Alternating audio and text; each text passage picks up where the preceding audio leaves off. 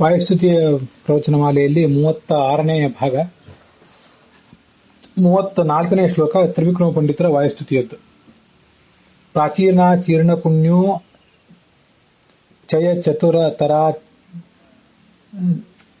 ಚಾರ ತಶ್ಚಾರು ಚಿತ್ತಾನ್ ಅತ್ಯುಚ್ಚಾಂ ರೋಚಯಂತೀಂ ಶ್ರುತಿ ಚಿತ ವಚನಾಂ ಶ್ರಾವಕಾದ್ಯೋಶ್ಚ ಚಂಚೂನ್ ವ್ಯಾಖ್ಯಾ ಮುತ್ಖಾತ ದುಃಖಾಂ ಚಿರಮುಚಿತ ಮಹಾಚಾರ್ಯ ಚಿಂತಾರತಾಂಸ್ತೆ ಚಿತ್ರಾಂ ಸಚ್ಛಾಸ್ತ್ರಕರ್ತಃ ಚರಣ ಪರಿಚರಾನ್ ಶ್ರಾವಯಾಸ್ಮಾಂಸ್ತೆ ಕಿಂಚಿತ್. ಆಚಾರ್ಯರೇ, ನೀವು ಅನೇಕ ಸಚ್ಛಾಸ್ತ್ರಗಳನ್ನು ರಚಿಸಿರುವಂಥವರು, ಇಂಥ ಮಹಾಯೋಗ್ಯತೆ ಇರುವಂತಹ ದೊಡ್ಡ ಆಚಾರ್ಯರು, ನೀವು ಈ ಜಗತ್ತಿನ ಆಚಾರ್ಯರು. ನಿಮ್ಮ ಗ್ರಂಥಗಳನ್ನು ಓದಿ ಅರ್ಥ ಮಾಡಿಕೊಳ್ಳಿಕ್ಕೆ ಮನಸ್ಸಿನ ಶುದ್ಧಿ ಬೇಕು.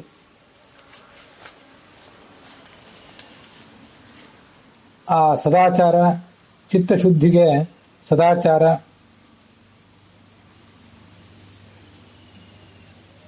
ಮತ್ತು ಆ ಸದಾಚಾರಕ್ಕೆ ಪೂರ್ವಜನ್ಮದ ಪುಣ್ಯ ರಾಶಿಯೇ ಕಾರಣವಾಗಿರ್ತದೆ. ಹೀಗೆ ನಿಮ್ಮ ಗ್ರಂಥಗಳನ್ನು ಓದಲಿಕ್ಕೆ ಬೇಕಾದಂತಹ ಚಿತ್ತಶುದ್ಧಿ, ಸದಾಚಾರ, ಪೂರ್ವಜನ್ಮದ ಪುಣ್ಯ ಇದೆಲ್ಲ ಇದ್ದವರಿಗೆ ಮತ್ತೆ ಅನೇಕ ಜಿಜ್ಞಾಸೆಗಳನ್ನು ಮನಸ್ಸಿನಲ್ಲಿ ಹೊತ್ತು ನಿಮ್ಮ ಗ್ರಂಥಗಳನ್ನು ನೋಡಿದವರಿಗೆ ಬಹಳ ಆಸಕ್ತಿದಾಯಕ ಅದು.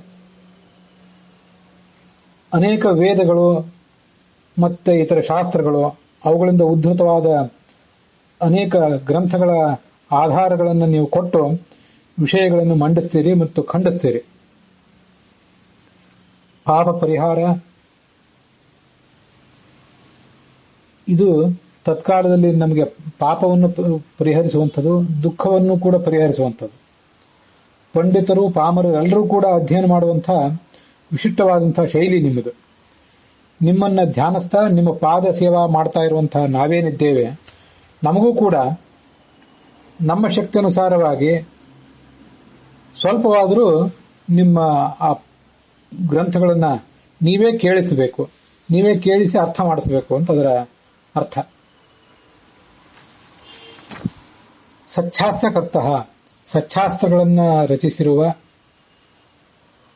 ಉಚಿತ, ಅದಕ್ಕೆ ಯೋಗ್ಯವಾದ, ಶಾಸ್ತ್ರ ರಚಿಸಲಿಕ್ಕೆ ಯೋಗ್ಯವಾದ ಮಹಾಚಾರ್ಯ, ಮಹಾಗುರುಗಳಾದ ಮಧ್ವರೇ, ಪ್ರಾಚೀನ ಅಂದ್ರೆ ಪೂರ್ವಜನ್ಮಗಳಲ್ಲಿ ಆಚೀರ್ಣ ಗಳಿಸಿದ, ಪುಣ್ಯೋಚ್ಚಯ, ಪುಣ್ಯರಾಶಿಯಿಂದ ಉಂಟಾದ, ಚತುರತರ, ಅತ್ಯಂತ ಕೌಶಲಪೂರ್ಣವಾದ, ಆಚಾರತಃ, ಆಚಾರದಿಂದ, ಸದಾಚಾರ ಸನ್ನಡತೆ ಬರಬೇಕಾದ್ರೂ ಕೂಡ ಪೂರ್ವಜನ್ಮದ ಪುಣ್ಯ ಬೇಕು.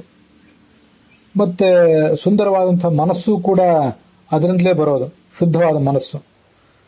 ಚೋದ್ಯ ಚುಂಚೂನ್, ಚೋದ್ಯಗಳು ಅಂತಂದ್ರೆ ಅನೇಕ ಪ್ರಶ್ನೆಗಳು, ಜಿಜ್ಞಾಸೆಗಳು.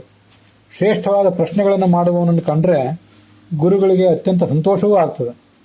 ಅಂಥ ಪ್ರಶ್ನೆಗಳನ್ನು ಮಾಡಿ ಸುಪ್ರಸಿದ್ಧರಾದಂಥವರು ನಿಮ್ಮ ಶಿಷ್ಯರು, ಅಂತ ಶ್ರಾವಕರು ನಿಮಗಿದ್ದಾರೆ.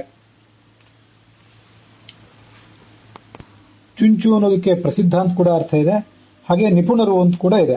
ಪ್ರಶ್ನೆ ಮಾಡುವುದರಲ್ಲಿ ನಿಪುಣರಾದವರು. ಯಾವಾಗಲೂ ಅಂಥ ಶ್ರೋತೃಗಳಿಗೆ, ಶ್ರಾವಕಾನ್ ಪ್ರತಿ ಶ್ರೋತೃಗಳಿಗೆ ಚಿರಂ ಯಾವಾಗಲೂ ರೋಚಯಂತೀಂ, ಆಸಕ್ತಿ ಉಂಟು ಮಾಡುವ, ಶ್ರುತಿ ವೇದಗಳಿಂದ ಚಿತ ಸಂಗ್ರಹಿಸಲ್ಪಟ್ಟ ಅನೇಕ ವೇದ ಭಾಗಗಳು, ನಮಗೆ ಪ್ರಸಿದ್ಧವಾದಂತಹ, ನಮಗೆ ಗೊತ್ತಿರುವಂತಹ ಅನೇಕ ವೇದ ಭಾಗಗಳಿಂದ ಗ್ರಂಥಗಳನ್ನು ಉದ್ಧರಿಸಿದ್ದಾರೆ. ನಮಗೆ ಗೊತ್ತಿಲ್ಲದೆ ಇರುವಂತಹ ವೇದ ಭಾಗಗಳಿಂದಲೂ ಗ್ರಂಥಗಳನ್ನು ಉದ್ಧರಿಸಿದ್ದಾರೆ. ಚತುಷ್ಖಂಡ ಚತುಃಕಪರ್ಧ ಯುವತಿ ಸುಪೇಶ ಘೃತ ಪ್ರತೀಕ ಅಂತ ಋಗ್ವೇದದಲ್ಲಿ ಘರ್ಮಾಸಮಂತ ತನ್ನುವ ಘರ್ಮ ಸೂಕ್ತದಲ್ಲಿ ಬರುವಂತಹ ಒಂದು ವೇದ ಭಾಗ, ಲಕ್ಷ್ಮೀದೇವಿಯನ್ನು ವರ್ಣಿಸುವಂತಹ ಶ್ಲೋಕ. ಚತುಃಕಪರ್ಧ, 4 ಜಡೆಯುಳ್ಳ ಲಕ್ಷ್ಮೀದೇವಿ ಅಂತ. ಅದನ್ನು ಆಚಾರ್ಯರು ಗೀತಾ ಭಾಷ್ಯ 12ನೇ ಅಧ್ಯಾಯದಲ್ಲಿ ಉತ್ತರಿಸಿದ್ದಾರೆ ಆರಂಭದಲ್ಲಿ. ಅದಲ್ಲದೆ ಚತುಃಕಪರ್ಧ ಅನ್ನುವ ವೇದ ಭಾಗ್ಯ ನೀವು ಗೊತ್ತಿರಬಹುದು. ಚತುಶಿಖಂಡ ಅಂತ ಇನ್ನೊಂದು ವೇದ ಭಾಗವೂ ಇದೆ. ಚತುಶಿಖಂಡ ಯುವತಿ ಸುಕೇಶ ಘೃತ ಪ್ರತೀಕ ವಯುನಾನಿವಸ್ತೆ ಅಂತ. ಹೀಗೆ ತತ್ಕಾಲದಲ್ಲಿ ನೆನಪು ಬಂತು ಅಂತ ಹೇಳಿದೆ. ಚತುಶಿಖಂಡ ಅನ್ನುವ ವೇದ ಭಾಗ ನಮಗೆ ಗೊತ್ತಿಲ್ಲದೆ ಇರಬಹುದು. ಇತಿಚ ಅಂತ ಅಲ್ಲೊಂದು ಇಂಥ ಒಂದು ವೇದ ಭಾಗವೂ ಇದೆ ಅಂತ ಹೇಳ್ತಾರೆ. ಅನೇಕ ಶಾಖಾಂತರದಲ್ಲಿ ಬಂದಿರುವಂತಹ ಮಾತುಗಳನ್ನು ಅವ್ರು ಹೇಳ್ತಾರೆ. ನೀವು ಓದಿರುವ ನಮಗೆಲ್ಲರಿಗೂ ಈಗಲೂ ಪ್ರಚಲಿತವಾಗಿರುವಂತಹ ಗ್ರಂಥಗಳಿಂದಲೂ ಅನೇಕ ಶ್ಲೋಕಗಳನ್ನು ಉದ್ಧರಿಸಿದ್ದಾರೆ. ಅದಲ್ಲದೆ ಬೇರೆ ಶಾಖೆಗಳಿಂದಲೂ ಕೂಡ ಅಗ್ನಿವೈಶ್ಯ ಶಾಖ ಮೊದಲಾದ ಶಾಖೆಗಳಿಂದ ಸಾಮವೇದಕ್ಕೆ ಸಂಬಂಧಪಟ್ಟಂತಹ ಅನೇಕ ಶಾಖೆಗಳನ್ನು ಕೂಡ ಬೆಳಕಿಗೆ ತಂದಿದ್ದಾರೆ. ಅದಲ್ಲದೆ ಬೇರೆ ಗ್ರಂಥಗಳು ಕೂಡ ಯಾದವಾಧ್ಯಾತ್ಮ, ವಾಸುದೇವ ಮಾಹಾತ್ಮ್ಯ, ಅರ್ಧನಾರೀನರ ತಂತ್ರ, ಹೀಗೆ ಆಚಾರ್ಯರು ಸಂಗ್ರಹಿಸಿದಂತಹ ಗ್ರಂಥಗಳ ಪಟ್ಟಿಯೇ ಬಹಳ ವಿಚಿತ್ರವಾದದ್ದು. ಅಂಥ ಅನೇಕ ವಚನಗಳುಳ್ಳ ಅತ್ಯಂತ ಶ್ರೇಷ್ಠ ತರಗತಿಯ ಉತ್ಕಾಥ ದುಃಖಾಂ, ನಮ್ಮ ದುಃಖವನ್ನು ಪರಿಹರಿಸುವ ಚಿತ್ರಾಂ, ಅತ್ಯಾಶ್ಚರ್ಯಕರವಾದದ್ದಿ ನಿಮ್ಮ ವ್ಯಾಖ್ಯಾ. ಚಿಂತಾರತಾನ್, ನಾವು ಧ್ಯಾನಾಸಕ್ತರಾಗಿ ನಿಮ್ಮ ಪ್ರವಚನವನ್ನು ಕೇಳಲಿಕ್ಕೆ ಕೂತಿದ್ದೇವೆ. ಚರಣ ಪರಿಚರಾನ್, ಪಾದ ಸೇವಕರಾಗಿದ್ದೇವೆ. ಅಸ್ಮಾನ್ ಚ, ನಮಗೂ ಕೂಡ ಕಿಂಚಿತ್ ಸ್ವಲ್ಪವಾದರೂ ಶ್ರಾವಯ, ನೀನು ಅದನ್ನು ಕೇಳಿಸು ಅಂತ ಆಚಾರ್ಯರನ್ನ, ಮುಖ್ಯ ಪ್ರಾಣನನ್ನ ಪ್ರಾರ್ಥಿಸಿದಂತಹ ಒಂದು ಮಾತು.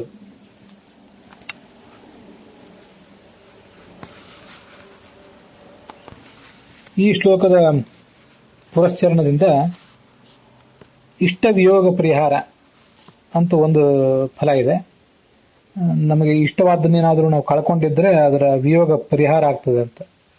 ಅದಲ್ಲದೆ ಪ್ರವಚನ ಕೌಶಲ ಸಿದ್ಧಿ, ನಾವು ಮಾಡುವ ಪ್ರವಚನ ಇನ್ನೊಬ್ಬರಿಗೆ ಹಿಡಿಸಬೇಕಾದ್ರೆ ಇದರ ಪುರಶ್ಚರಣದಿಂದ ನಮಗೆ ಆ ಫಲ ದೊರೆತಿತ್ತು.